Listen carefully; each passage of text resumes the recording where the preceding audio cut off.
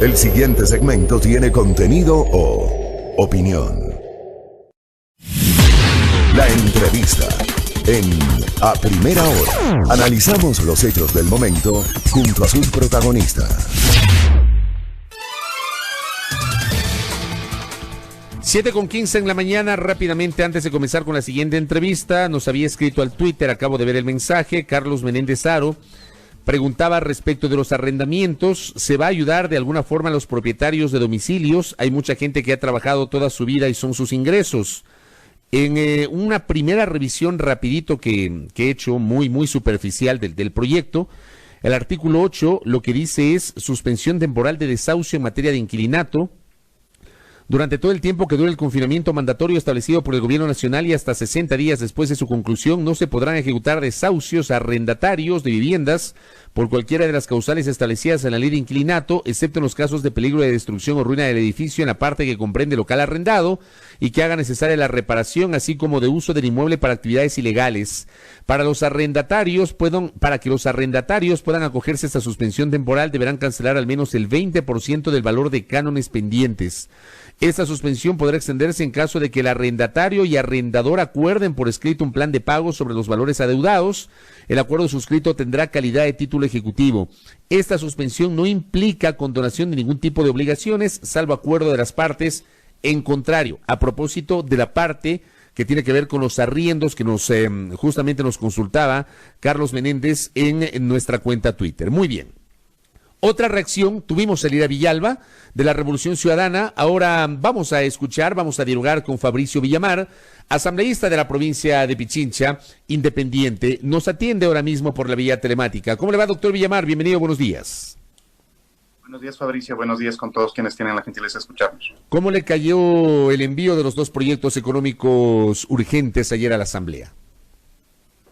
Bueno, finalmente llegaron y yo creo que esto era parte de las cosas que estábamos esperando. En el Perú, el plan financiero de ayudas se lo anunció hace 4 semanas.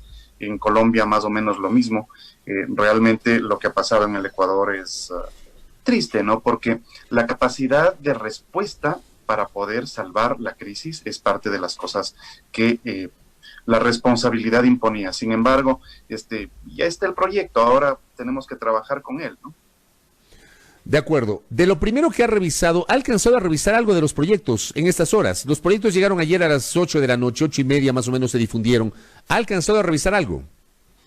Hay 2 proyectos que están en consideración. Normalmente la Constitución establece que no se puede presentar 2 proyectos de ley económicos urgentes al mismo tiempo, salvo casos excepcionales calificados por el presidente. Este es el caso.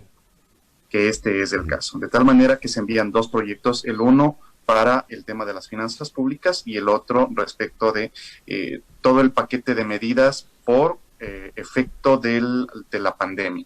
Entonces, en el primer paquete, que es el tema de las finanzas públicas, van a estar todas las normas que restrinjan, controlen mucho mejor el sistema financiero público y privado. Y en el segundo, en cambio, están todas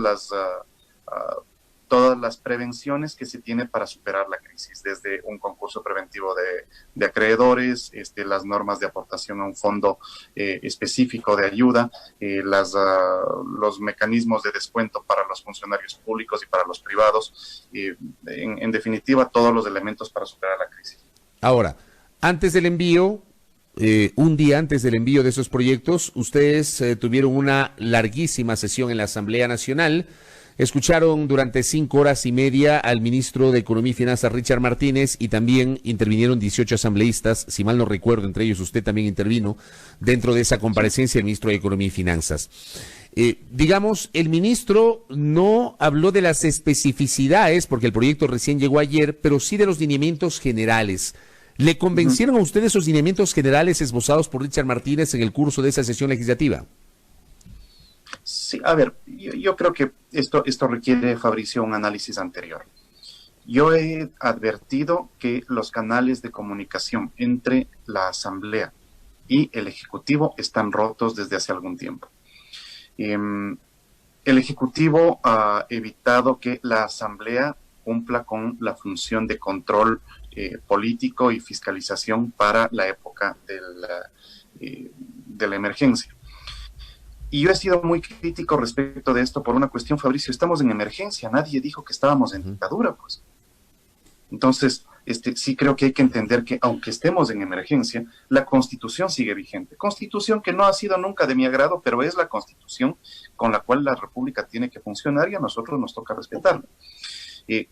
Parte de lo que plantea esto que te estoy contando es que si bien el gobierno puede tomar sus decisiones, no implica que la Asamblea no puede revisar las decisiones tomadas por el gobierno. Una vez que el ministro finalmente se presenta, le corrió una suerte un poco más suave que lo que le pasó a Paul Granda el día de su comparecencia. Y es que la falta de comparecencia de los ministros hace que la Asamblea sea muchísimo más fuerte en los procesos de control político. Y por eso, apenas hubo la oportunidad de que la Asamblea comience a funcionar, se planteó ya el juicio político en contra de la exministra de Salud, se planteó el pedirle al presidente de la República la desvinculación del señor Paul Granda. Y el día de ayer, en la comparecencia del ministro de Finanzas, se planteó el inicio del juicio político en contra del ministro de Finanzas, el día de anteayer.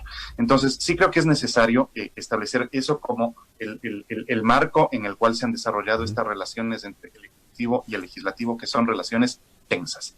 No debería ser así. El momento actual impone la necesidad de buscar acuerdos, de buscar mecanismos de acercar posiciones. Pero si es que desde la presidencia de la República, en primer lugar, esquivan sus responsabilidades, y por otra parte, desde la Asamblea lo que se busca es cualquier mecanismo como para iniciar una ruptura de la secuencia constitucional, evidentemente, esto no va a ninguna parte. ¿A qué se refiere usted en esta última parte cuando habla de una ruptura de la secuencia constitucional? Me refiero a que hay ministros que han estado calentándole las orejas al presidente en el sentido de que lo mejor que podría pasar sería ir hacia una muerte cruzada. Ir a la disolución de la Asamblea y gobernar mediante decretos leyes durante unos meses hasta que se convoque a las elecciones anticipadas. 90 días, sí, pero no solamente viene esto de parte de la Presidencia de la República o de parte de algunas de los miembros del séquito del presidente, sino que también hay un par de grupos dentro de la Asamblea que estarían pensando que esa es una buena alternativa. No te olvides, Fabricio, que la muerte cruzada es de lado y lado, ¿no es cierto? Creo que en los últimos días la declaración del presidente de la noche de ayer no es sana, no es conveniente, no es correcta, no abona en esto de si no van a ayudar, no estorbe. Porque básicamente la Asamblea lo que tiene que hacer es cumplir el mandato que le da la Constitución. Ahí no hay mucha vuelta. Oiga, doctor Villamar, qué bueno saber que no me he quedado solo en esa forma de pensar, porque yo suscribo sus palabras en el sentido de que la declaración de anoche del presidente de la República a mí me resulta inexplicable, porque por un lado, y he leído, por tercera vez voy a leer esa parte, permítame, asambleísta Villamar. El presidente primero dice, con satisfacción el diálogo continúa en la Asamblea. Yo digo, ¿qué diálogo? Si entiendo no ha habido diálogo previo con la Asamblea Nacional, al menos inclusive legisladores y legisladoras de Alianza País han confirmado que no han hablado con el presidente. Dijo más adelante, tengan la seguridad que gracias a esa postura democrática podemos incluir sus mejores ideas a la propuesta de ley sin ideologías, sin personalismos. Y luego dice, por favor, si no ayudan, no frenen el futuro del país, y si no ayudan, por favor, que no estorben. O sea, por un lado habla de diálogo, habla de la necesidad de conversar, de asumir una postura democrática, y por otro lado les dicen, por Dios, si no ayuden, no estorben. Sí, porque parecería que el presidente entiende la Constitución de una manera muy particular, ¿no? Parecería que según el presidente solamente él procesa leyes y tienen que hacerse las que él mande en la forma que él manda, como él quiere que se la mande, y está equivocado. Para eso existe la Asamblea. Además, si no le gusta la Asamblea, que el presidente mismo haga un mea culpa. La mayoría de esa Asamblea, la gente que esté en la Revolución Ciudadana o la gente que esté en Alianza País, que son quienes hacen la mayoría de la Asamblea, llegaron a esos puestos o empujando su silla o bajo el sobaco de Jorge Glass. Por lo tanto, me parece que el presidente tiene que ser mucho más cauto en las declaraciones que hace. Independientemente de esto, tenemos un proyecto de ley y hay que tramitarlo de forma urgente. Le escuchaba a mi colega Lira Villalba que hablaba sobre la posibilidad de que este proyecto vaya a la Comisión de Desarrollo Económico.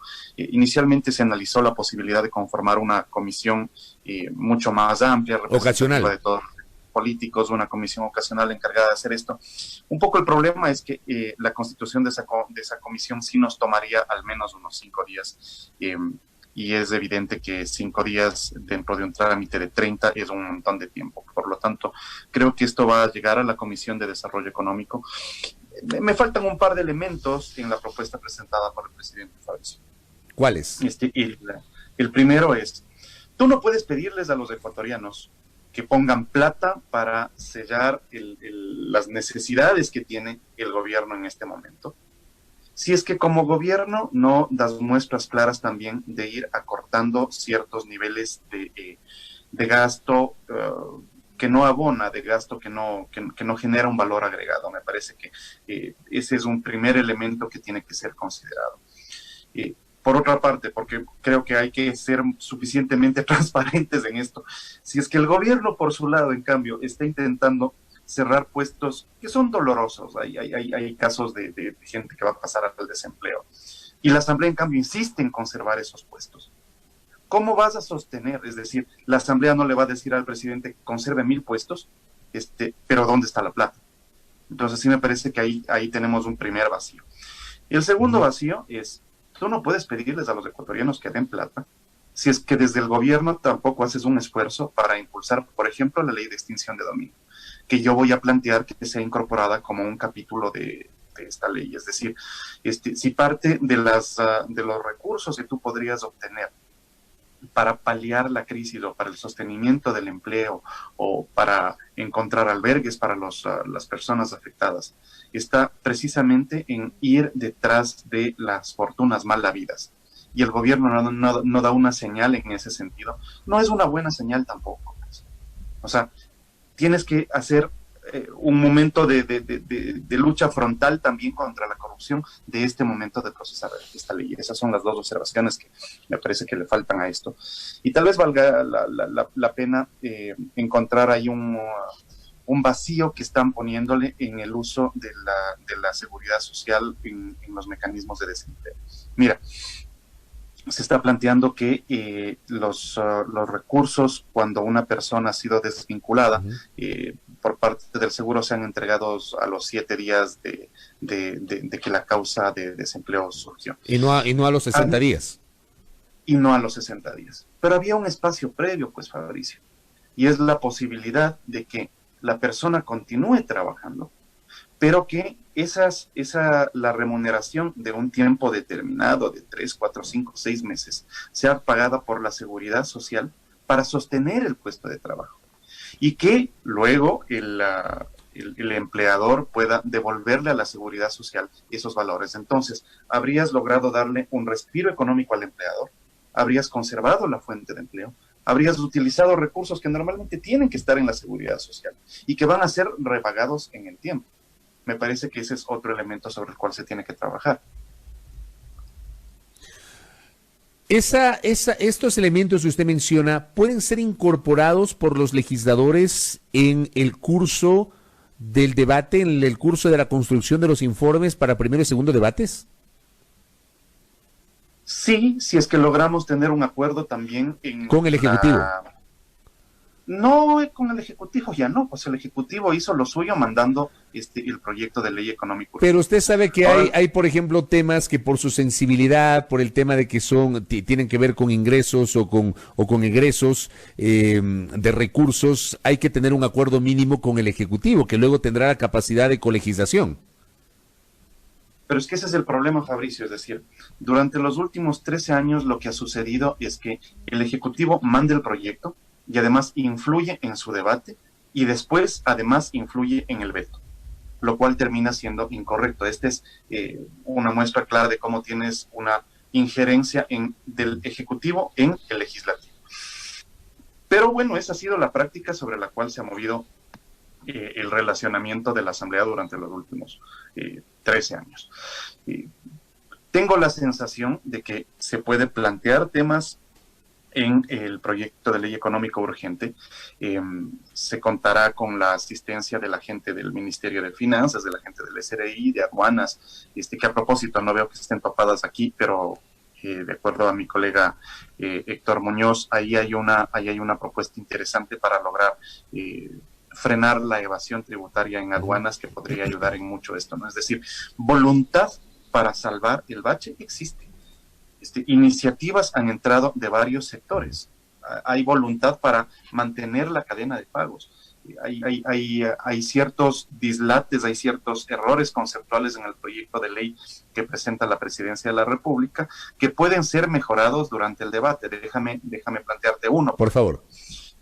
Se plantea las posibilidades de la reducción de la jornada laboral y proporcionalmente el sueldo respecto de esa jornada laboral y proporcionalmente las contribuciones a la seguridad social de acuerdo a esa reducción. Sin embargo, siempre podría ser posible, por ejemplo, que tú en función de esta... discúlpame, déjame rechazar una llamada. Gracias. En función de esta reducción, tú podrías mejorar ciertas condiciones laborales hacia el futuro. Es parte de las cosas que hay que ir trabajándolas, Fabricio, que van a requerir un análisis un poco más profundo, ¿no? Correcto. Estamos dialogando con Fabricio Villamar, asambleísta independiente en representación de la provincia de Pichincha, haciendo una valoración de estos proyectos cuyo plazo para su aprobación es de 30 días. Ese plazo comenzó a correr anoche. Reitero, el día de hoy se entiende, el Consejo de Administración Legislativa CAL va a calificarlos y asignar a las comisiones especializadas correspondientes. Pero decía Fabricio Villamar, estos proyectos llegan en un momento en el que la relación ejecutivo-legislativo está tensa. ¿Qué pasaría si transcurridos esos 30 días no se logra el consenso para aprobar o modificar esos proyectos de ley, asambleísta Villamar? La Constitución establece que si es que la Asamblea en 30 días no tramita el proyecto, no lo niega o no lo aprueba, entra por el Ministerio de la Ley. Yo preferiría que ese no sea el camino. Eso es lo que le pasó, por ejemplo, a la ley que creó el impuesto verde, Fabricio, que fue una ley que no fue tramitada válidamente en los 30 días y entró en vigencia por el Ministerio de la Ley. Y eso es lo que le permitió a la Asamblea luego entrar en un proceso de revisión y de cambio de ese impuesto, ¿no? Entonces, yo pensaría que por un acto de responsabilidad, especialmente en momentos en donde la Asamblea es considerada como una institución poco ágil, la Asamblea tenga tenga muchísima proactividad para procesar este proyecto. Pero, por ejemplo, ahí usted me plantea un escenario de que transcurridos los 30 días y la Asamblea no se pronuncia, podrían entrar en vigencia por el Ministerio de la Ley, que es una posibilidad. La otra posibilidad es que ocurra lo que ya pasó en octubre, noviembre del año anterior, cuando la Asamblea negó ese proyecto de 400 y pico de artículos con 70 votos justos, en aquella sesión que fue un domingo, si la memoria no me es infiel, cuando justamente estaba venciendo el plazo pocas horas antes, hubo los 70 votos y se negó con la consecuencia posterior del archivo ese proyecto. Ahí, por ejemplo, ese escenario también podría plantearse, porque esto termina siendo política asambleísta. Sí, también podría presentarse un escenario de negativa de la ley, que lo veo poco probable. Es decir, creo que es mucho más factible el establecer cuáles son los cambios que se tienen que hacer en esta norma incluso para no darle el argumento al presidente de la República de que de forma reiterativa se ha estado bloqueando las iniciativas presidenciales o el Plan Nacional de Desarrollo, que es una de las causales que el presidente puede invocar para la muerte cruzada. Por lo tanto, no solamente estamos en la discusión de un proyecto económico urgente, sino adicionalmente en cómo vamos a atravesar un momento escabroso en las relaciones entre dos de las funciones más importantes del Estado, ¿no? Yo le apuesto a la racionalidad, Fabricio, que es un bien bastante escaso en estos días, pero desde la Asamblea, por ejemplo, no puedes decir en un momento como el que estamos, cero impuestos, cero contribuciones, aquí nada, no meterle la mano al bolsillo a la gente, porque realmente lo que estamos viviendo es que ya le metieron la mano al bolsillo al Estado, pues entonces esta es la forma de más o menos sostener lo que sucedió. No hay otra forma, porque caso contrario se nos cae el país. Esto es lo que está sucediendo. Entonces, en términos de magnitud, es cierto, lo que nos está pasando es mucho más fuerte que lo que sucedió precisamente el 16 de abril de hace 4 años. El 16 de abril de hace 4 años se afectaron 2 provincias que en términos de impacto en el presupuesto general del Estado no sumaban más del 3-4%. esto en cambio nos afecta a toda la República y a todo el mundo. Y la capacidad de respuesta, la capacidad de resiliencia de la República es la que está en juego. Ahora, yo me pregunto, asambleísta Villamar, a propósito de lo primero que usted dijo, habló de la tensión, de que hay algunos funcionarios que le están hablando al oído al presidente con estos aires de muerte cruzada, es decir, de la disolución, que el Ejecutivo disuelva la Asamblea Nacional, la función legislativa, que es una posibilidad, una facultad que consagra la Constitución dentro de los primeros 3 años de la gestión presidencial. El 16 de mayo, exactamente el 16 de mayo, vencerán los 30 días de plazo constitucional para que la Asamblea se pronuncie. El Ejecutivo, si es que así lo quiere, tendría hasta el 14 de mayo para disolver la Asamblea Nacional. ¿Cómo ve usted ese escenario? O sea, ¿en realidad usted cree que están soplando estos vientos, o como dijo algún colega, están redoblando los tambores de la muerte cruzada?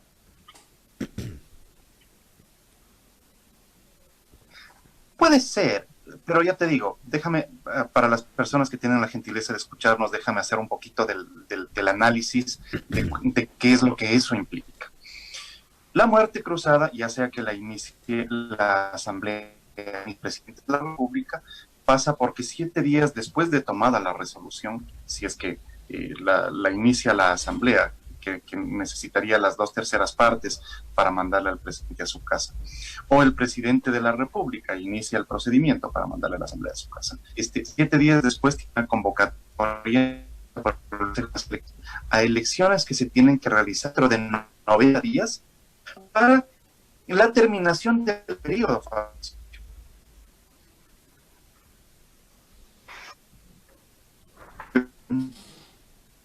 ¿Algún problema con la señal con el asambleísta Villamar? Estamos dialogando con Fabricio Villamar por la vía telemática. Lo escucho de nuevo, asambleísta, que tenemos algún problema con el internet. Estamos dialogando con Fabricio Villamar en la parte final de esta conversación. Vamos a ver si mejora la señal. A ver, ¿me escucha ahí? A ver, siga, por favor. Usted decía que si es que se iniciara el proceso, en 7 días el Consejo Nacional Electoral convoca elecciones que se tienen que realizar en 90 días para la terminación del periodo. Es decir, quien llegue solamente podría gobernar por 9 meses. ¿Sí? Y no solamente convocas para elección de presidente de la República, sino también para elección de asambleístas. La gran pregunta, y esto es, aunque no nos guste esta asamblea o aunque no nos guste este presidente, ¿tiene sentido mandarnos todo ese proceso, gastarnos la plata que va a costar ese proceso? En donde también se juegan otros factores, como el juicio que está en corte en este momento, porque mientras no exista una condena en firme en contra de las personas implicadas en el caso Sobornos 2012-2016, estas personas todavía podrían ser candidatos.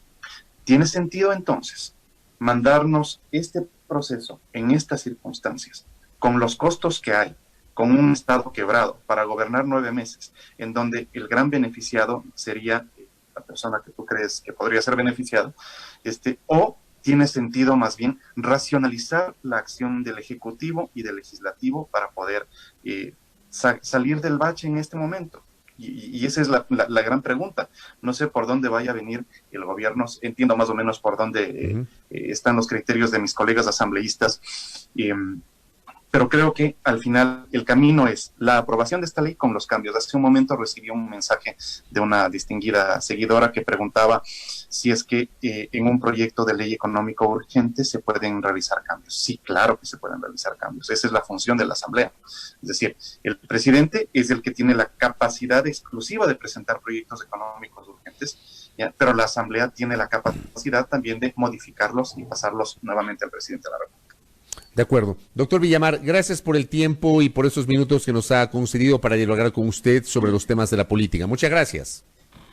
Siempre un gusto, amigos. Buenos días. Fabricio Villamar, asambleísta independiente, conversando con nosotros sobre la coyuntura.